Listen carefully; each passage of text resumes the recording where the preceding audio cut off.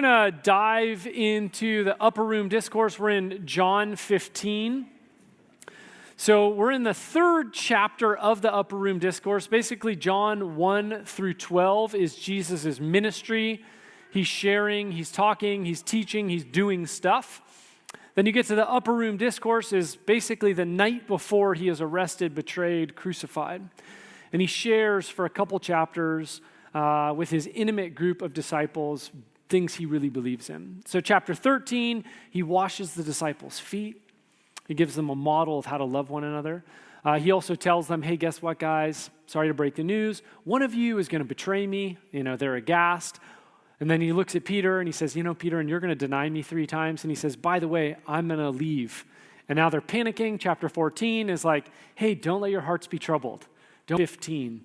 I have a plan. Sort of shares that a little bit. And then we hit chapter 15.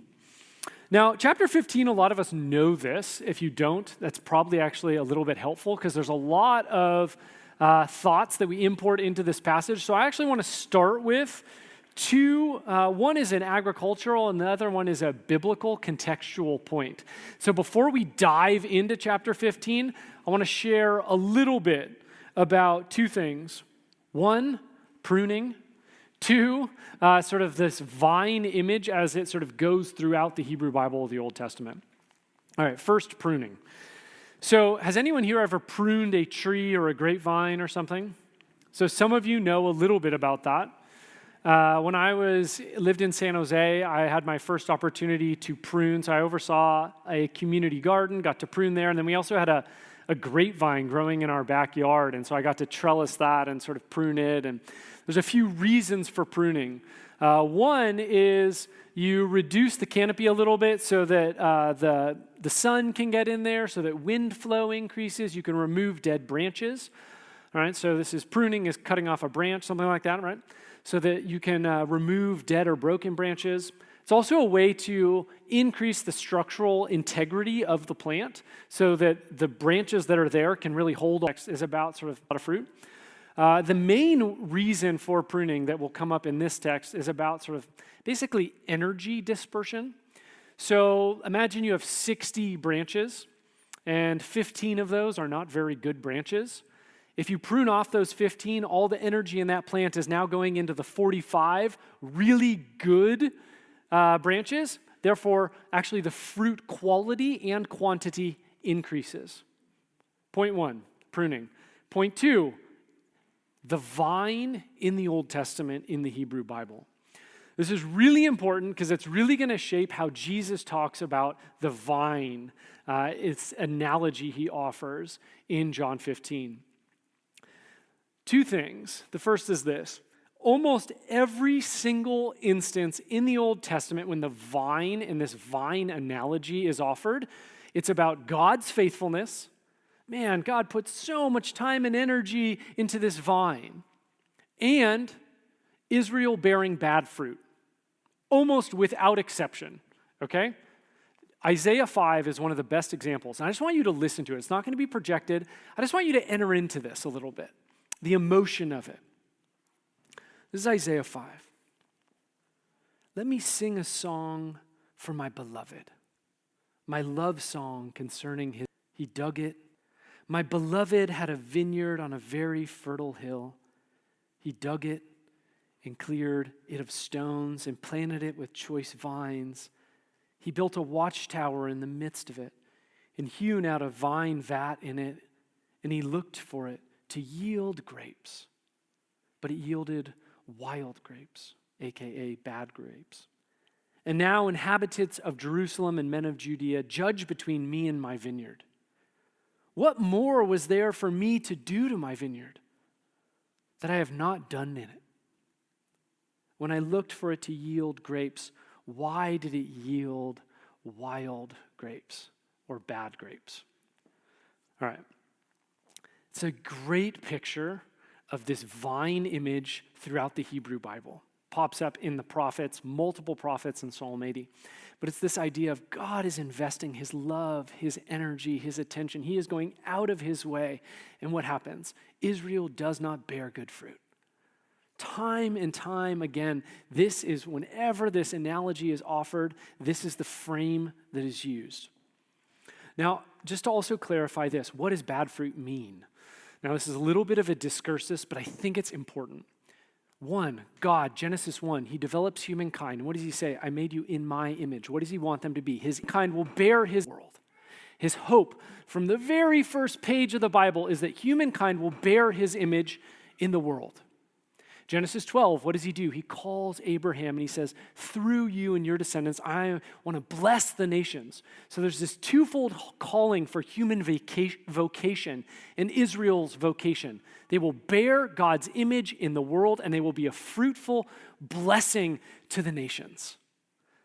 When he says they've borne bad fruit, he's saying, you didn't fulfill these two vocations that are essential to my people on earth. Okay? Now, there are a couple exceptions to this vine analogy in the Hebrew Bible. Isaiah captures another one. Both of them don't have to do with the present state of Israel, but a future hope. This is Isaiah 27. A pleasant vineyard, sing of it. I, the Lord, am its keeper. Every moment I water it, lest anyone punish it, I keep it night and day.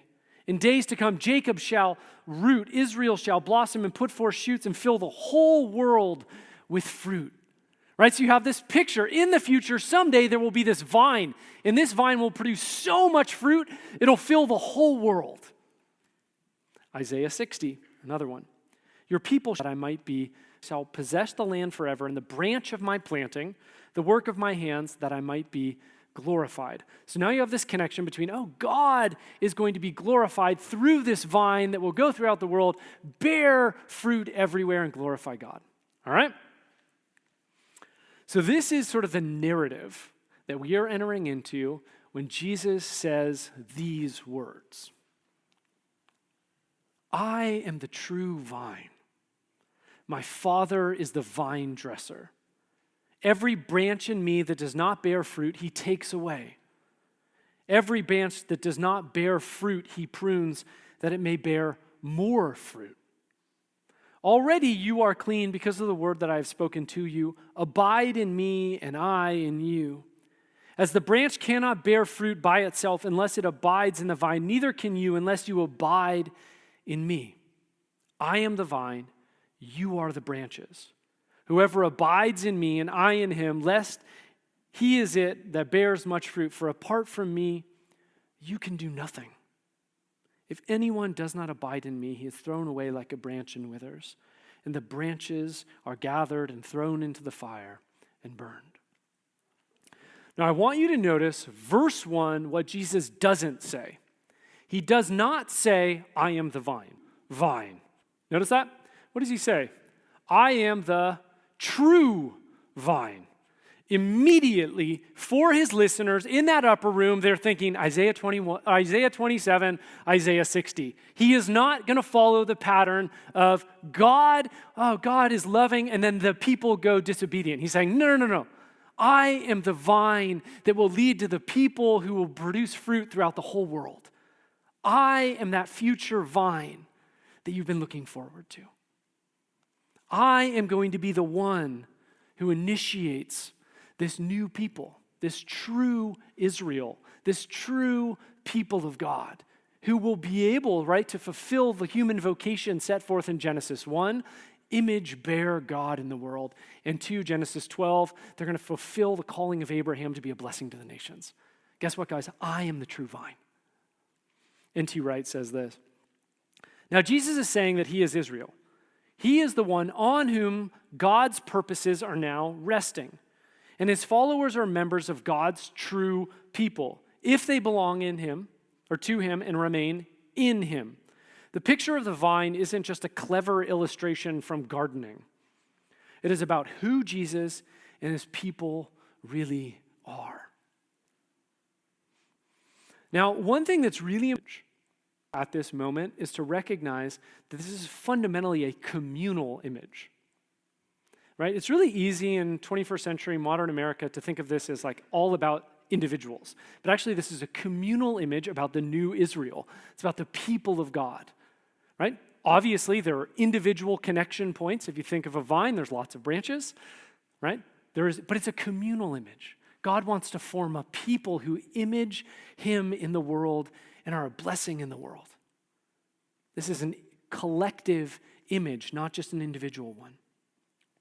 With that said, as we get into the analogy in verses 1 and 2, Jesus says he is the true vine, right? And the Father is the vine dresser. He's like in charge of the garden or the vineyard. Now, it's pretty clear, like he says, hey, guess what, guys? If a branch isn't bearing fruit, it's going to be cut off. Now, I think we get this, right? Remember, 60 branches, if you cut it down to 45, better quality fruit and more fruit, right? If you are the gardener in charge of the pruning, you would make the same choice.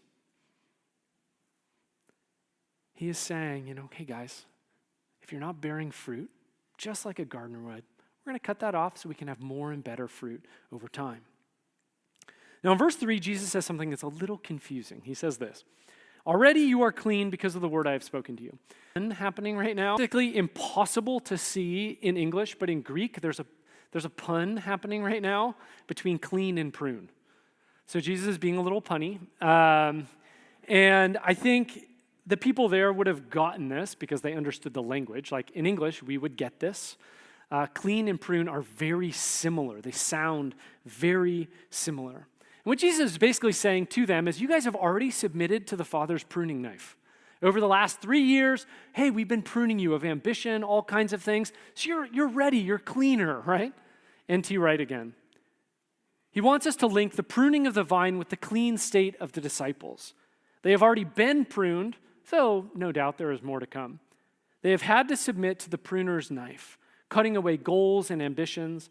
They have already borne fruit. They must now expect more pruning so that they can bear more fruit.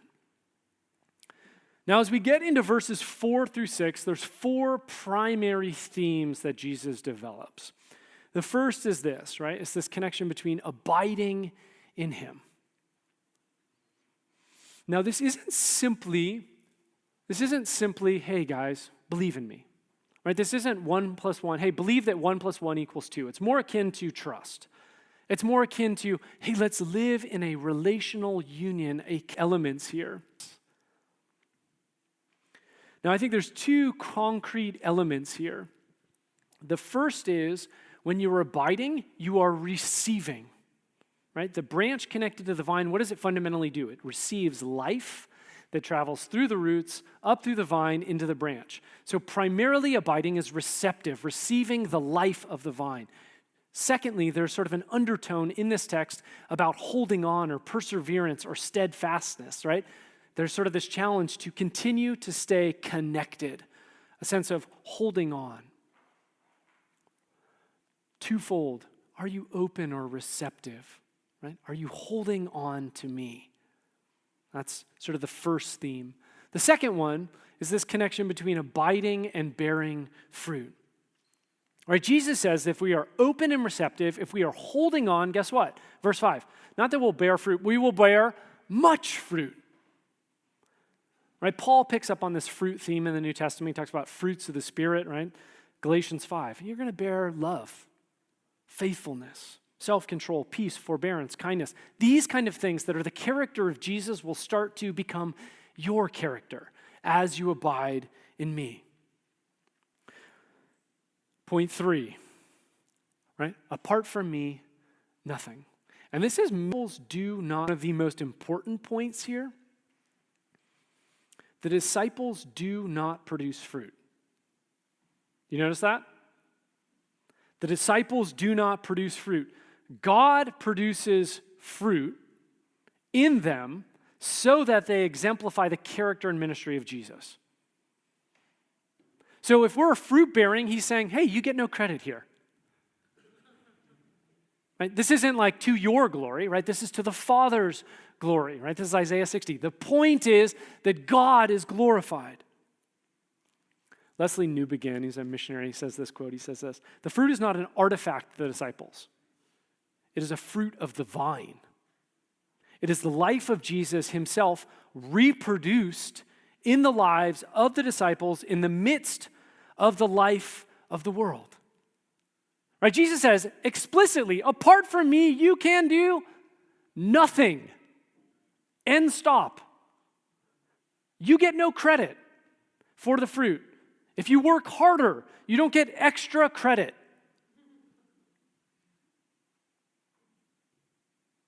Right? It is a friendship, as we'll see as the text unfolds. It is a friendship between us and Jesus, but it is not a friendship of equals. God is the one who supplies the life in us that leads to the character that we bear fruit in the world. Which brings me to point 4, which is pruning. Now, if you're like me, when I read about the pruning part, I get like a little nervous, I get a little anxious, and I get into this very performance-driven sort of mindset. So I start to think like, am I abiding enough? Like, what am I doing?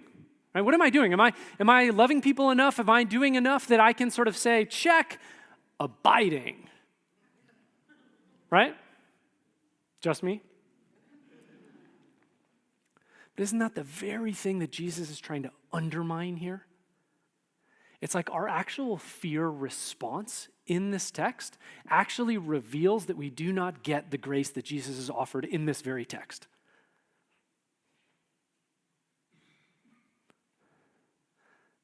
Right? Jesus is saying, hey, don't go into that like I got it response. Don't go into this response of self-reliance. Hey, I'm not concerned about your weakness. I'm actually more concerned about your drive for independence. I'm actually not concerned about your frailty. I'm concerned about your self-reliance. Jesus is like, hey, I am the source of your life, not your effort. The question, God, be the hero. Oh man, what do I need to do to stay connected? The question is, are you willing to let God be the hero of the story and you can sort of follow in his wake? Are you willing to abide in his love that you can experience his life and be transformed into his character? Pruning is the result of independence and self-reliance, not weakness and frailty, where we call out on the grace and mercy of God. Now, if you're visual, I thought I could do a little doodle. So, right, we have a little vine here. We have some branches. Right, and Jesus is saying, hey, if you abide in me, right, you'll bear fruit. Red grapes. And they're not ripe yet. You'll bear much fruit. But the point is, right, that we are connected. Where does the life flow from? It flows from the vine into the branches. It is one way.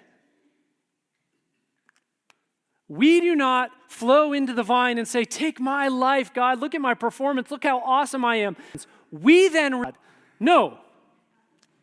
We connect here. What happens? We then receive the life which leads to what? Fruit.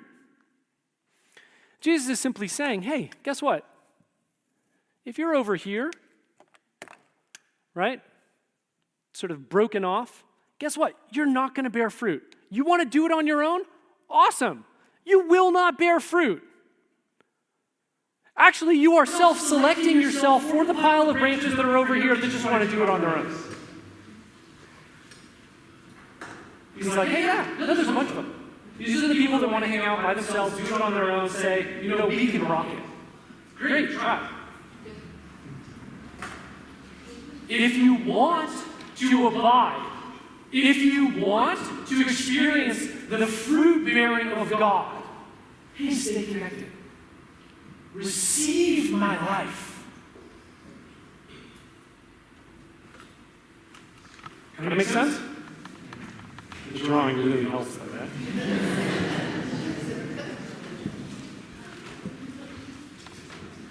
All right, which brings me to now verses 7 to 10. If you abide in me, and that my words abide in you. Ask whatever you wish, and it will be done for you. By this my Father is glorified, that you bear much fruit and so prove to be my disciples. As the Father has loved me, so have I loved you. Abide in my love. If you keep my commandments, you will abide in my love, just as I have kept my Father's commandments and abide in his love. Right? These things I have spoken to you, that my joy may be in you, and your joy may be full.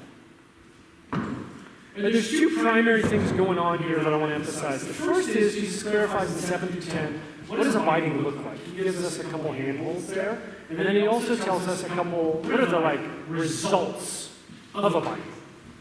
So let's sort of look at some of the nuances he gives for what does it look like to abide. Now in chapter 14, if you've been with us, you've seen sort of, we teased this out, it's basically developed in every single chapter of the Upper Room Discourse. But this connection between presence of Jesus, and intimacy with Jesus, and our actions. Jesus says it here, verse 7 and verse 10, right? Abide in my word. Right? My word abides in you. And then he says in verse 10, obey my commandments. Right? Jesus is trying to say, hey guys, if you want to be abiding, with me, go into the words. Right? We do not have be in there. Right? That's how you stay connected to me. Right? We do not have, particularly now in the 21st century, we do not have a physical Jesus to follow and listen to. Right? What do we have? We have his words and teaching preserved in the Gospels. He's saying to us, I think, in the 21st century, hey, abiding, sort of, hey guys, you should be marinating in my word and my teaching so that you can be connected to who I am and what I'm like, and you can be with me. Right? Word and teaching. He also says, right, that when we do this, when we abide in him, when we abide in his love, when we are with him, receiving from him, three things happen. One, we bear fruit. We've talked about this a number of times already at this point, so I'm not going to sort of keep hitting it. We bear fruit. Right? Our life begins to look like Jesus' life. Two, the Father is honored. Right? We don't get the credit, and we don't get the glory. Who gets honored? Oh, God does. And this totally makes sense. You go to Carmel Valley, and there's a vine that produces awesome fruit. No one's like, what's the vine's name? Oh, Fred? Fred, great fruit. No one does. Who gets the credit? The person who's overseeing the vineyard. Right? They get the credit. Same with the analogy. Same with us. We don't get the credit of the fruit that is born in us. Who does? God does. God gets the credit, not us. Three, we experience joy. Sometimes when you put in this sort of idea of like, hey, obey my commandments and, have my teaching abide in you, we can get into like this like sort of rigid sense of less freedom, like, this is going to be drudgery. I don't know how abide in my love could feel like drudgery. But when you link in the word commandments, we can start entering this performance mentality that no longer feels like it brings us life. But Jesus says what? If you do this, if you abide in my love, if you lean into my teachings, marinate in my teachings, in my way of life, guess what? Joy bursts forth. In John 10:10, Jesus says, hey, guess what, guys? I have come that you may experience life, abundant life. Jesus wants us to experience life. Here he says, you may experience joy. And it's not just joy, right? Verse 10. But full joy. Overwhelming joy.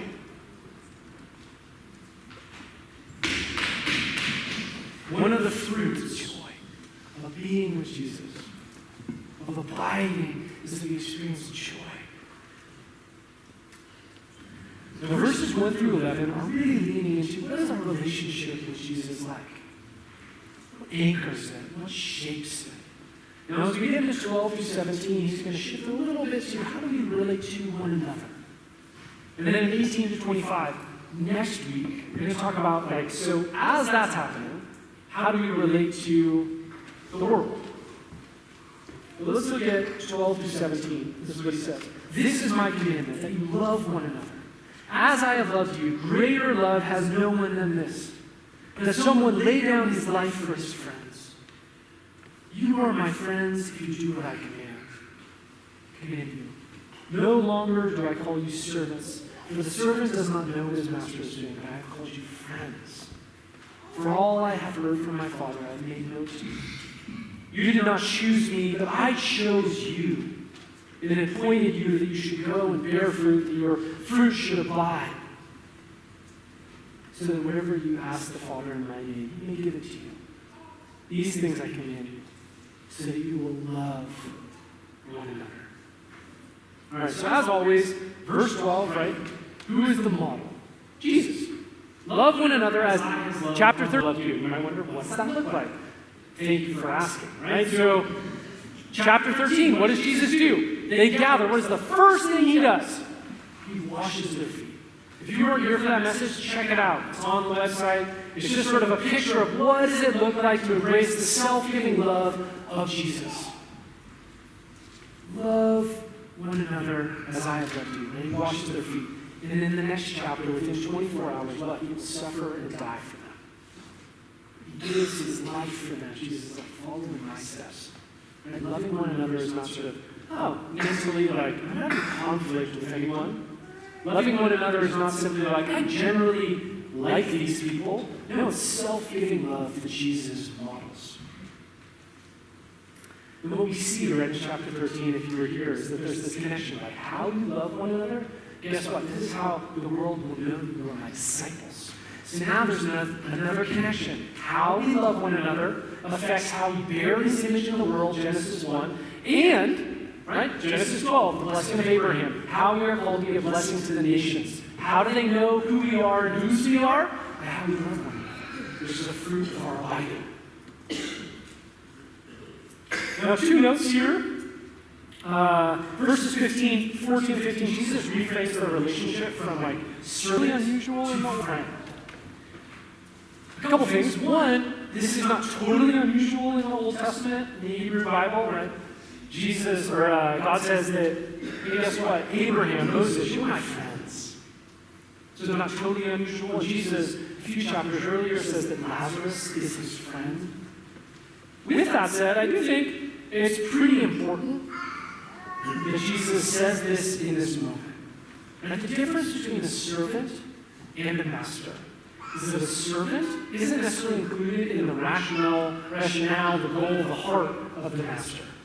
But Jesus says in verse 15, hey, guess what, guys? I've told you everything my Father has said. I've shared with you his plan. I've shared with you his heart. I've shared with you all that he loves and cares about. You're my friends. Second, he frames this friendship within his choice. He says, guys, I chose you. It's not like you were knocking on my door forever, like I came up to you and invited you. I invited you into friendship with me that you might bear fruit. And we are called and chosen by God, not the other way around. This is not by our effort, right? It reinforces again this divine, this sort of connection to the life of God flowing through the vine. God chose us that we might be connected to him, to experience his life, that we might bear fruit and prove to be his disciples, that our fruit may be abundant and spreading throughout the world. And the question is, right? It's a lot of moving pieces. It's a pretty simple analogy, but lots of moving parts. How does this then translate into our everyday life with God? So as you leave this place, like, oh, cool. What do I do with that? 2 things. First, I think we need to talk briefly about what does it look like to abide? What does it look like to experience fruit, have fruit, and experience joy? I think the first thing I would ask is more just to go live for a second and just say, like, this morning as you walk in this place, as you entered worship, as you're sitting here now, you say you are abiding in the love of Jesus.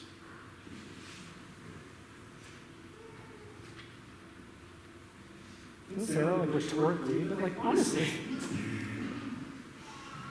Do you feel like you are marinating in his teaching,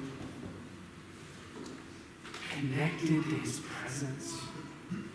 Is that like a living and live reality for you? Or a close friend? Or when you meet with him, does it feel like meeting with a stranger? Or a close friend?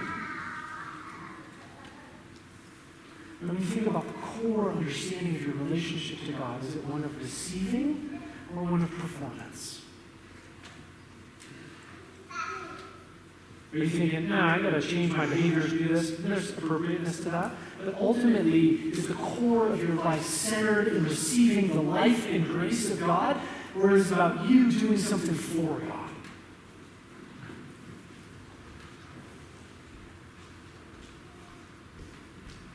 When you look at your life, do you see fruit popping up? Not because you worked really hard, but because God is working you.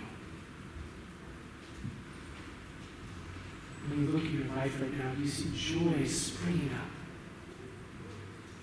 Or does it feel like, I don't really see much of that? Let me just sort of use a visual analogy. Like, if you were to imagine, in your imagination, like a vine. You are a branch. Are you connected?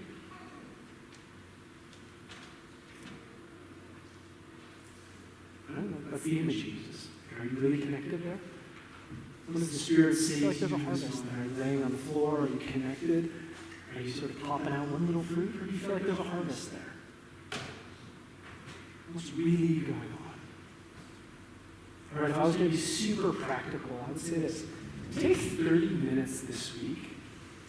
Read through these verses 1 through 11. Just be honest.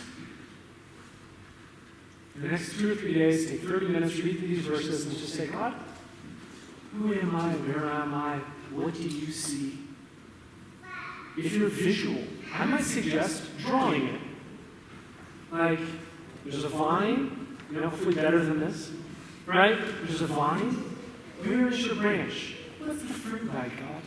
If you're visual. Start there. Step 2 would be this. Maybe over the month of July, read through one of the Gospels. Marinate in the words and commandments of Jesus. And as you do that, just say, okay, God, I want to abide in you. What does it look like for me to receive today from this text of the Scriptures that we're in? And Jesus said, abide in my words. Okay, let's do that. We have 4 options. Have fun, pick. You just pick one little section each day and read through it. 3 would be this. Even check in with someone to do it with you. Do this honesty exercise for 30 minutes. Check in with someone. Say, hey, you want to do this with me? And then over the next month, say, hey, let's check in every few days. How's your reading going? What's God saying to you about what it looks like to abide? That's very practical. I think all of us can do that. Whether you're traveling or here or whatever. If we want to abide, it's going to take a little bit of sort of time with God to say, all right, God, how are you moving? What does it look like for me to marinate in your words that I might abide in your presence?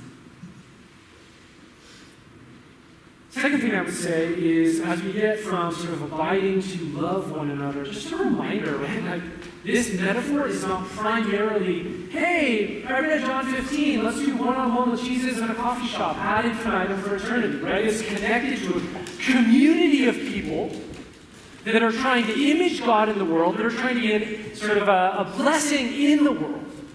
We are a people called to be Jesus' true people, connected to the true vine, that we may bear fruit. And one of the ways that we do that is by loving one another. But Jesus intimately connects this in John 13. He says this, right? By this, all people will know that you are my disciples. If what? You love one another. If we want to be God's image bearers in the world, then we're called to be for him. What does it want to be the kind of people that are a fruitful blessing in the world, right? Genesis 12, Abraham. What does it mean? Right? You're going to love one another. And this, again, isn't the absence of conflict, right? So you might look around this room and be like, I'm not mad at anyone. I didn't cut anyone off on the way over to church, this morning. At least no one that I saw in this room, Loving one another is not an idea, it's a practice. And we have a very clear acronym for this, actually, that gets into both abiding and loving one another, right? We call it ABLE. And this is the idea, right? During the week, we take time to attend to the presence and person of God. We take time to learn from the Scriptures. Abide. Right? We also take time to bless and eat with people. To bless people in this room and outside the church. But specifically, this week I want to talk about what does it look like for us to bless one another with words, practically in service, and eat with one another. Great time to be together. So I would just ask you, this is not a theoretical comment. In the last 30 days, who have you blessed in this room?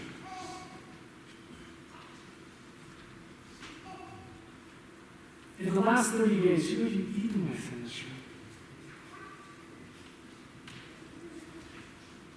And I say this in a very practical way of if you're going to say we love one another, there are actions that surface out of that. This is not theoretical. Right? What did Jesus say? Love one another, and then he just kept talking. No, he washed the disciples' feet. We cannot say we love one another if we are not actually loving one another in practice. If you read through 1 John, he is going to repeat this time and time and time again. Abide in me, love one another. So I would say, hey, if the last 30 days you're like, I didn't do that at all. Hey, it's all grace anyway. You're receiving life from the vine, abiding. Great. Pick a thing to do and do it. Bless someone in this room. Invite them to lunch. Maybe it starts with after service rather than just bolting. Say hello to someone and say, hey, my name's whatever. Probably your name's not whatever. That would be a weird name. But, introduce yourself. Begin that first step towards friendship and connection. I want to invite the worship team up. Because as we enter back into song, I think it's just really, really important that we return back to the love of Jesus for us. Right? That we are not the heroes of our own story, God is. And one of the awesome things about song is it's a way to affirm the truth of God. Maybe even connect a little emotionally. So one of the things we're going to do is this first song is called Reckless Love. It's about the love of God in our midst, for us. Not because we performed, not because we are awesome, not because we can sort of brush our shoulder off and say, I rocked it this week, I bore fruit, but because God is the one who works in us. God is the one whose love flows through us, transforming us from the inside out. That is the God we worship and serve in this place. So we're just going to sort of slow down into his presence. Let me pray for us. God, we do ask that you would abide in your love. God, we do ask that you would bear fruit in us. God, we do ask that we would be able to slow down and be with you, experience the love of your presence, be transformed by these words that we sing and the scriptures you offer us. God, we are a broken people. But the beauty of the gospel is that our brokenness doesn't get in the way of receiving your friendship and your love. Our frailty doesn't get in the way. Our weakness doesn't get in the way. Our grumpiness doesn't get in the way. The thing that gets in the way is our independence, our self-reliance, our attitude that we're going to do it alone. So God, this morning we just declare we need you. We come into your presence and say, Jesus, work in us. May we know your love afresh this morning, that we might be in relationship with you. That your love and life may flow in us. Come, Lord Jesus.